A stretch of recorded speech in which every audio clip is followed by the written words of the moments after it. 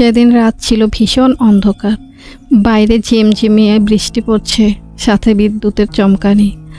আমি আমার ঘরে একা, টিভিতে কোনো একটা পুরনো ভৌতিক সিনেমা চলছিল। হঠাৎই আমার নজর গেল টিভির পাশের ওই ছোট টেবিলটার দিকে, যেখানে একটা পুরনো ফ্যামিলির অ্যালবাম ধুলো মেখে পড়েছিল।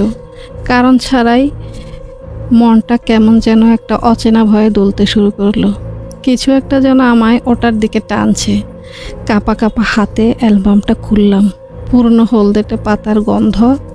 পাতা উল্টাতে উল্টাতে হঠাৎ একটা ছবির কাছে এসে আমার হাত থেমে গেল। 3টি মেয়ের পেন্সিল স্কেচ, যার পিছনে ফিরে দাঁড়িয়ে আছে। তাদের চুলে একটা করে ধনুক দিয়ে বাঁধা আছে। মনে হলো যেন কোনো এক শিল্পীর গভীর বেদনা মিশে আছে প্রতিটি আঁচড়ে। কিন্তু আঁকাটা দেখলেই মনে হবে ওটা শুধু কাগজ আর সীসার নয়। একটা ঠান্ডা স্রোত আমার শির দ্বারা দিয়ে নেমে গেল। ছবিতে আঁকা 3টি মেয়ের বিনুনিগুলো যেন একটু একটু করে নড়ছে। প্রথম মেয়েটির বিনুনিটা একটু নিচে নেমে আসছে, তারপর দ্বিতীয় মেয়েটির, তারপর তৃতীয় মেয়েটির। আমার হার্টবিট বেড়ে গেল। ভাবলাম চোখ ধোকা দিচ্ছে নিশ্চয়ই। চোখ কচলে আবার তাকালাম, কিন্তু না, বিনুনিগুলো তখনও নড়ছে। ঠিক তখন ছবি থেকে একটা অস্পষ্ট ফিসফিসানি ভেসে এলো, এসো আমাদের সাথে খেলবে। আওয়াজটা শুনে আমার পুরো শরীর অবশ হয়ে গেল। আমি কিছুতেই চোখ সরাতে পারছি না। ছবিটার ওপর থেকে মেয়ে 3টির গায়ের রং যেন পাল্টে যাচ্ছে।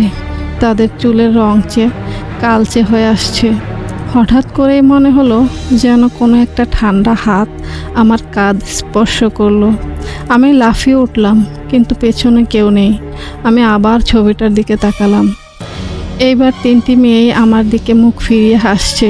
তাদের চোখগুলো পুরো কালো, যেন কোনো অতল গহ্বর। তাদের মুখে এক অদ্ভুত ক্রূর হাসি। ভয়ে আমার গলা শুকিয়ে এলো। আমি চিৎকার করতে চাইলাম, কিন্তু কোনো শব্দ বেরোলো না। ছবিটার চারপাশ থেকে একটা অদ্ভুত অন্ধকারের জাল ছড়িয়ে পড়ছে, পুরো ঘরটাকে গিলে ফেলতে চাইছে। মনে হচ্ছে আমি আর এই ঘরের মধ্যে নেই। আমি এই ছবিতে আঁকা অন্ধকার জগতের অংশ হয়ে যাচ্ছি। ঠিক সেই মুহূর্তে বিদ্যুৎ চমকালো আর টিভি বন্ধ হয়ে গেল। অন্ধকারে ঘরটা ভরে গেল। আমি শুধু ওই 3টি মেয়ের অট্টহাসি শুনতে পেলাম। অনুভব করলাম আমি আর কখনো এই ঘর থেকে বেরোতে পারবো না। আমি ওই ছবির অংশ হয়ে গেলাম, ওই 3টি মেয়ের সাথে সারা জীবনের জন্য বন্দী। সেদিন রাত ছিল ভীষণ অন্ধকার।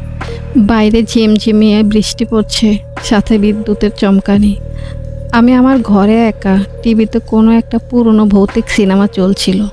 হঠাৎই আমার নজর গেল টিভির পাশের ওই ছোট টেবিলটার দিকে, যেখানে একটা পুরনো ফ্যামিলির অ্যালবাম ধুলো মেখে পড়েছিল। কারণ ছাড়াই মনটা কেমন যেন একটা অচেনা ভয়ে দুলতে শুরু করলো। কিছু একটা যেন আমায় ওটার দিকে টানছে। কাঁপা কাঁপা হাতে অ্যালবামটা খুললাম। পুরনো হলদেটে পাতার গন্ধ। পাতা উল্টাতে উল্টাতে হঠাৎ একটা ছবির কাছে এসে আমার হাত থেমে গেল। 3টি মেয়ের পেন্সিল স্কেচ, যার পিছনে ফিরে দাঁড়িয়ে আছে। তাদের চুলে একটা করে ধনুক দিয়ে বাঁধা আছে। মনে হলো যেন কোনো এক শিল্পীর গভীর বেদনা মিশে আছে প্রতিটি আঁচড়ে। কিন্তু আঁকাটা দেখলেই মনে হবে ওটা শুধু কাগজ আর সীসার নয়। একটা ঠান্ডা স্রোত আমার শির দ্বারা দিয়ে নেমে গেল। ছবিতে আঁকা 3টি মেয়ের বিনুনিগুলো যেন একটু একটু করে নড়ছে। প্রথম মেয়েটির বিনুনিটা একটু নিচে নেমে আসছে, তারপর দ্বিতীয় মেয়েটির, তারপর তৃতীয় মেয়েটির। আমার হার্টবিট বেড়ে গেল। ভাবলাম চোখ ধোকা দিচ্ছে নিশ্চয়ই। চোখ কচলে আবার তাকালাম, কিন্তু না, বিনুনিগুলো তখনও নড়ছে। ঠিক তখন ছবি থেকে একটা অস্পষ্ট ফিসফিসানি ভেসে এলো, এসো আমাদের সাথে খেলবে। আওয়াজটা শুনে আমার পুরো শরীর অবশ হয়ে গেল। আমি কিছুতেই চোখ সরাতে পারছি না। ছবিটার ওপর থেকে মেয়ে 3টির গায়ের রং যেন পাল্টে যাচ্ছে। তাদের চুলের রং কালচে হয়ে আসছে।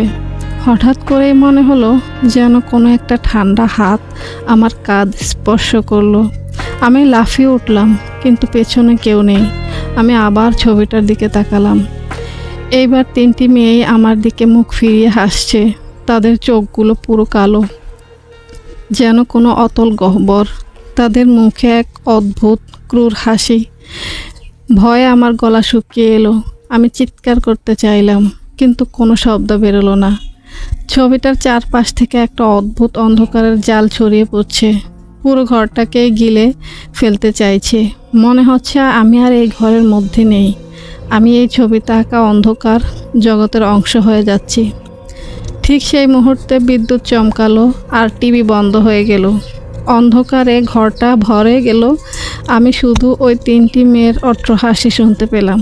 অনুভব করলাম আমি আর কখনো এই ঘর থেকে বেরোতে পারবো না। আমি ওই ছবির অংশ হয়ে গেলাম, ওই 3টি মেয়ের সাথে সারা জীবনের জন্য বন্দী।